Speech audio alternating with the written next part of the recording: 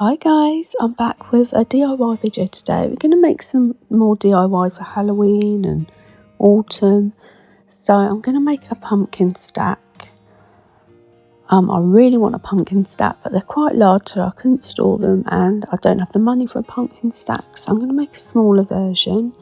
So I've got some mini Jenga blocks here that I'm just going to paint with some brown paint, and then I'm going to wipe off the excess so it looks more like a stain, so you can see like the wood grain sort of underneath. And then as I'm painting, I'm just wiping it off here. I just got some tissue to wipe off any excess. And then I use 5 blocks here, but you don't have to even do this step, you could just work on the pumpkin stack. But I've been wondering for a while what I could do with these. So I have a few ideas and I thought, oh, I could use them for this. So there, some of the pumpkins I'm going to use there. These are just pumpkins I had from last year. I bought, they came in a quite biggish bag for just a few quid. Quite a few little pumpkins. And I had some left over from decorating last year. So I thought this year maybe I could use some for a DIY. But I don't know if other shops will sell things like this. I don't know about Poundland, Home Bargains, B&M. It's always worth a go. But I got these from Shen, and I know Team U sell them as well. So that one's done. I didn't show you painting these, else we'd be here all day. But once I'd painted the 5 blocks, I just got my glue gun. But you could use any sort of glue that's going to hold them. And then I glued them together. I think I got a bit glue gun happy this day with these. I didn't need as much glue as I put on.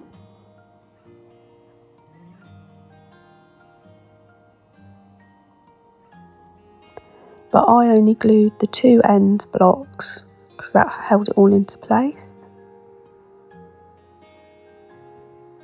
And I did quickly wipe off any excess on my finger. I have actually sent off on eBay for a little rubber thimble type thing to protect my fingers from burning, because I did burn my finger with a glue gun the other day. But luckily I didn't do it the day I made these DIYs. So that's all the little Jenga blocks all painted and glued. And that's what our little pumpkins are going to sit on. Doesn't look too bad. As I said, I put too much glue on it really, but you can't really see it, and you won't see it once the pumpkins are on there. So I took like the largest pumpkin and I just took the top bit off so they could all sit on top of each other. I put some glue all the way around there, and I think I put some glue in the middle. Again, I didn't need to put that much glue on, I just wanted to make sure it's all secure. And then I put the medium-sized pumpkin on top. And then again, I took the top bit off the pumpkin. And then I did save that one and I put it in the little pumpkin. Because as you can see there, it's just a skinny little bit on the top, and I thought it looked better with the bigger one. So I took the top of the little pumpkin off and then put one of the other tops on it. I just thought that looked a whole lot better. And then I just did the same with that, put some glue in the middle and then attached it to the stack. I think this was so easy, and I think it's my favourite one I've done. So if you want to, you can just do that, stick some pumpkins together to make a pumpkin stack. But like I've done here, I've just made like a little wooden block to put it on. I think it looks really nice.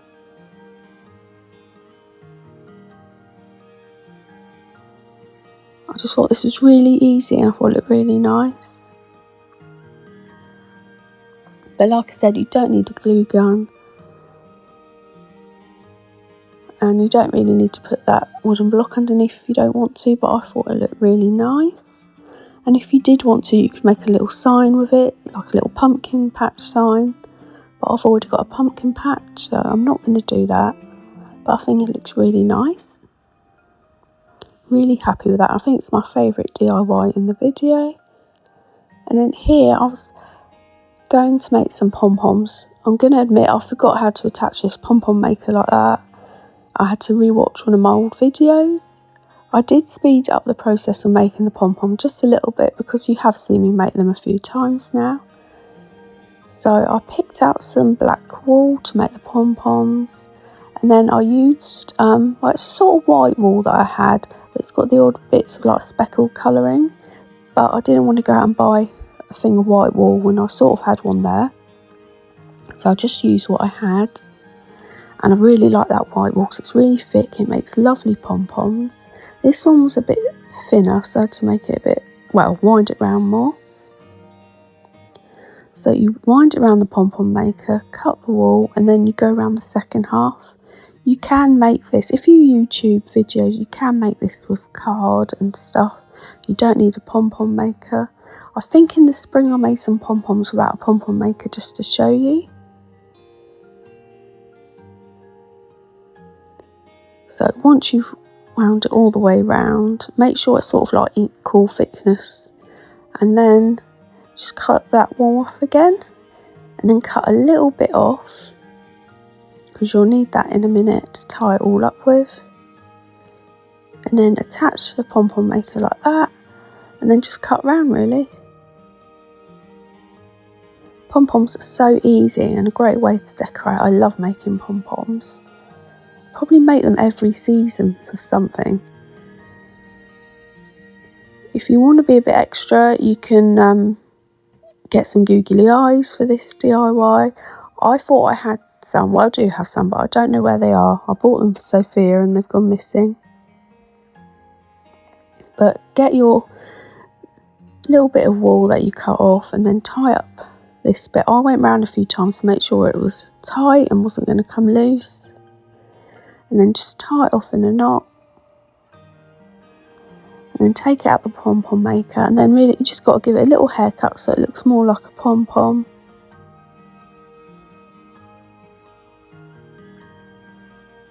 So just cut it in all the way around so it all looks the same, no bits of wool longer or sticking out, just tidying it up.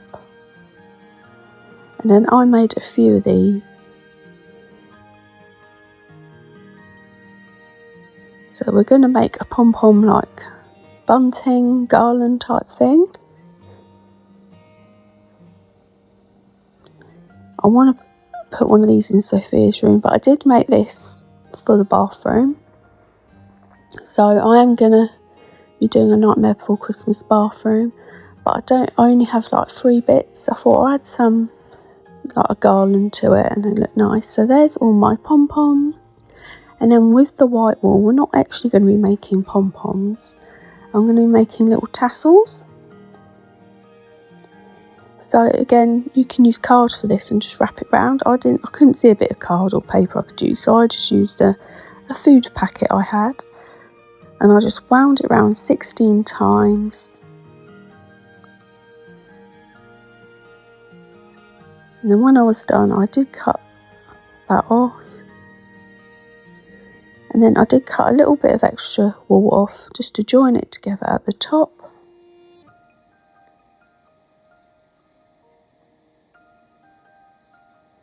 And then just tie that up. I have left the excess wool on this time just to tie it to the garland instead of threading it through with a needle. And then cut that off at the bottom. And then normally I would add another bit of wool at the top to make it look like a tassel, but I thought these look more like ghosts like this, so I was making some tassel ghosts. And then just trim the bottom so it's all one length.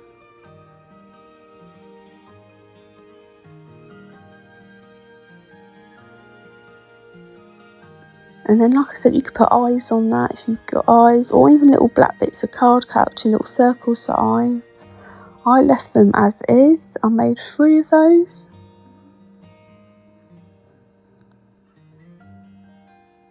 And then I just cut off a large piece of black wool just to make the garland. Looped it off at both ends to hang it with. And then I just used the excess wool that I didn't cut off just to tie them to it, just to make it a little bit easier.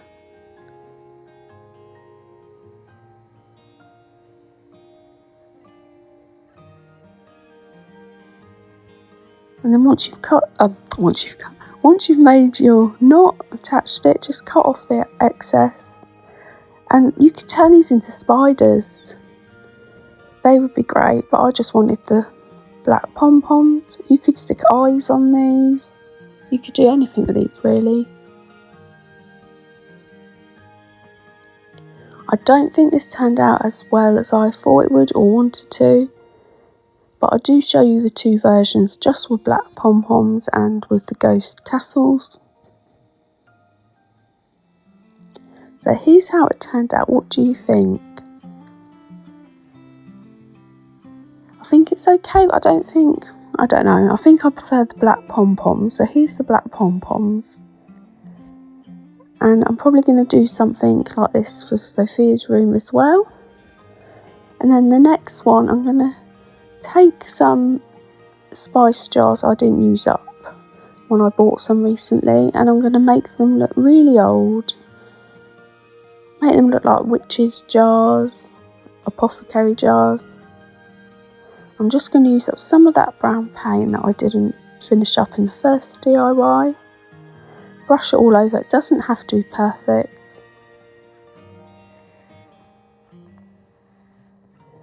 And then in a minute, once I finish painting it, I'm just going to rough it up. I'm just going to use my hand to take off some of the excess paint. I don't want to see the brush strokes, and I want it to be a bit more see-through. Just trying to make them look a bit older, a bit dirty. And I did this 3 times. I made 3 jars. I think they turned out quite nice. So there's 2, and then I do it to a 3rd one as well. But you can use jars for this, anything for this that you want to use. So I got some teeth recently from Temu. These are fake resin teeth. The only thing is, the black backing does come off onto the teeth, but they do look really realistic, these teeth. I think they're £1 something from Temu. So I finished taking all these off that card, and then I did put them into one of them spice jars. I bought some stickers recently as well, some like spooky stickers, but they didn't have anything to do with teeth. So I just put the teeth in, and I didn't put a sticker on there. But you can put random things in it from around the house, like water, anything you want, soap, anything that looks weird. And you can make your own stickers, or you don't have to put stickers on there. Again, I think these stickers were £1 something for lots of them from Temu.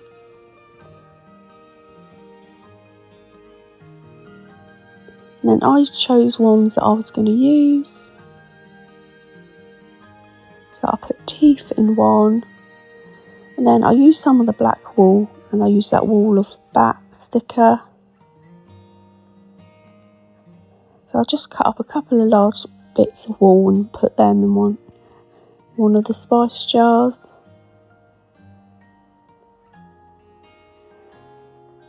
I do wish I cut the white outline out to make it a little bit more older.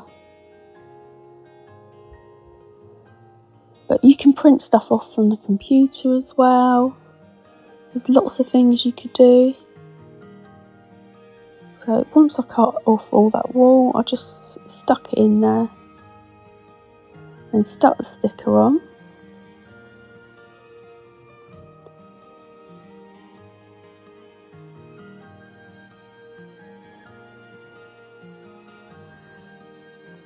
I think their stickers were such a good price. But as well, you could print them off, or you can hand make stuff, or you don't need stickers at all. They were a bit of a pain to peel off. But if you wanted to reuse them, you don't have to stick them on. You could hole punch them, put them on like a little label so you can reuse them, or even laminate them. You don't have to stick them onto jars. And then I just got some white pom-poms that I had and pretended they were like beetle eggs. And then I put the beetle egg sticker on there.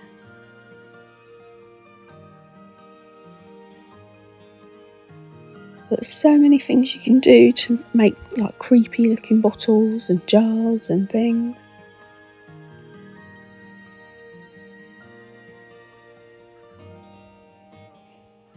And then I've got lots of stickers left over I can use for this year, for next year.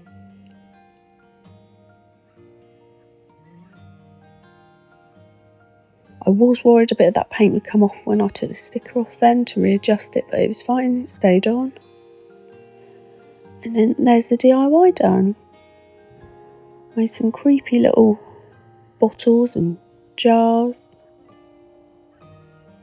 And I'm going to put them in my kitchen. So I'm going for a more witchy feel in the kitchen. So let me know what you think of those, if they turned out good. And then I'm going to bring back a very simple DIY here. Just grab a candle that looks like it fits in with the time of year. So I've had this purple one, I don't know, a couple of years, a year and a half. I thought I can do something with this. So I'm going to show you two things you can do with it. So again, you can pick out some ribbon. I thought this ribbon fitted in well. I did a very basic bow with the ribbon. I can't do bows. I think they end up terrible. But I think that would fit in well. And then also, you can stick one of the spooky stickers on there. You can make the jar look old. There's so much you can do with candles. You can stick a bit of jute around it. You could do this with red candles, white candles, black candles. Let me know what you think of all the DIYs. I love them, but I especially love that pumpkin stack. Let me know if you're going to make any of these or if these inspired you to make anything. I hope you enjoyed the video and I'll be back soon with another one. Thank you so much.